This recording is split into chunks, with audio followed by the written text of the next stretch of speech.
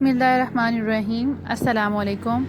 کہتے ہیں کہ جب جنرل ایوب خان صاحب پاکستان کے صدر تھے تو ان دنوں جنرل ایوب خان صاحب کو بھارت میں مشاعرے میں مشاعرہ شروع ہوا تو ایک شاعر نے ایک درد بھری غزل سے اپنی شاعری کا آغاز کیا۔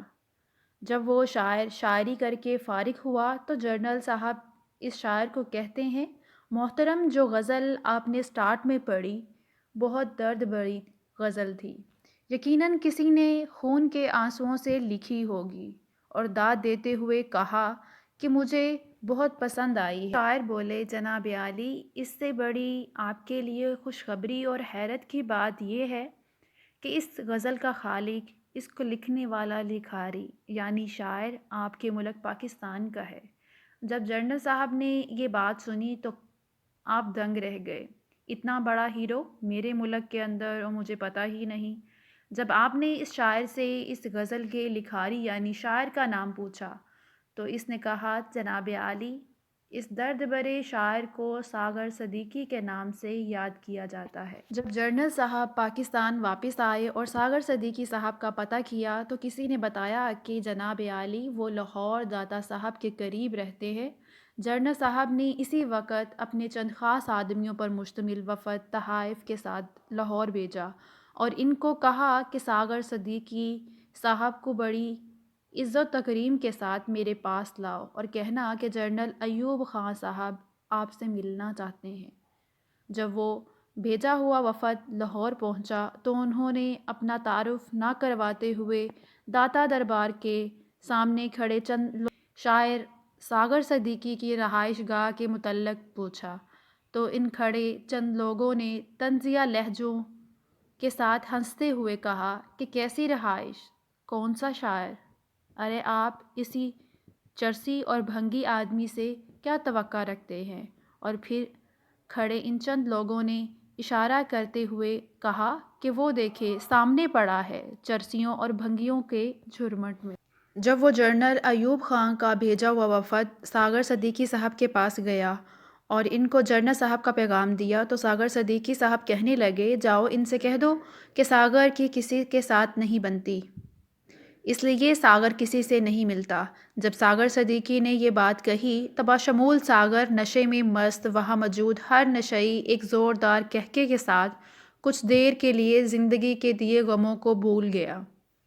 بہرحال بے پناہ اصرار ترلوں کے باوجود وہ وفد واپس چلا گیا۔ احوال و حالات سے جنرل صاحب کو آگاہ کیا۔ کہتے ہیں کہ جنرل ایوب خان صاحب پھر خود ساغر صدیقی صاحب سے ملنے کے لیے لاہور آئے اور جب ان کا سامنا ساغر صدیقی صاحب سے ہوا تو ساغر صدیقی صاحب کی حالت زار دیکھ کر جنرل صاحب کی آنکھوں سے آنسوؤں کی ایک نہ رکنے والی جھڑی لگ گئی، اور پھر انہوں نے ہاتھ بڑھاتے ہوئے غم سے چور اور نشے میں مست ساغر صدیقی سے جب مصافحہ کرنا چاہا تو ساغر صدیقی صاحب نے یہ کہتے ہوئے ان سے ہاتھ پیچھے ہٹا لیا کہ جس عہد میں لٹ جائے غریبوں کی کمائی، اس عہد کے سلطان سے کوئی بھول ہوئی ہے۔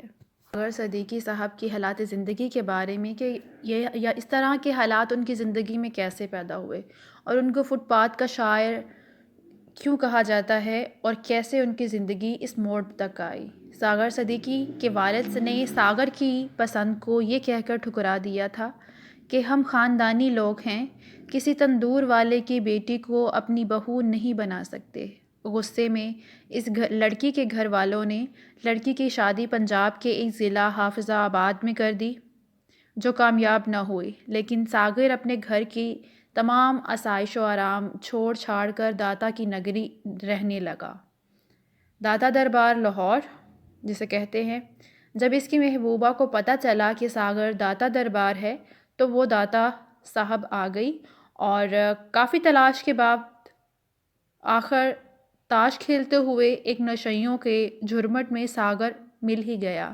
اس نے ساغر کو اپنے ساتھ چلنے کو کہا اور یہ بھی بتایا کہ مجھے میرے خاوند نے ہاتھ تک نہیں لگایا اور ہماری داستان محبت سن کر مجھے طلاق دے دی ہے، اب اگر تم چاہو تو مجھے اپنا لو۔ ساغر نے کہا، بندہ پرور کوئی خیرات نہیں، بندہ پرور کوئی خیرات نہیں، ہم وفاؤں کا صلہ مانگتے ہیں۔ غربت، ڈپریشن، ٹینشن کی وجہ سے ساگر صدیقی کے آخری چند سال نشے میں گزرے اور وہ بھیک مانگ کر گزارا کیا کرتے تھے، گلیوں میں فٹ پاتھ پر سویا کرتے تھے، لیکن اس وقت بھی انہوں نے شاعری لکھنا نہ چھوڑی۔ میری غربت نے میرے فن کا اڑا رکھا ہے مذاق، تیری دولت نے تیرے عیب چھپا رکھے ہیں، زندگی جبر مسلسل کی طرح کاٹی ہے، جانے کس جرم کی پائی ہے سزا یاد نہیں۔ آؤ ایک سجدہ کریں عالم مدہوشی میں، لوگ کہتے ہیں کہ ساگر کو خدا یاد نہیں۔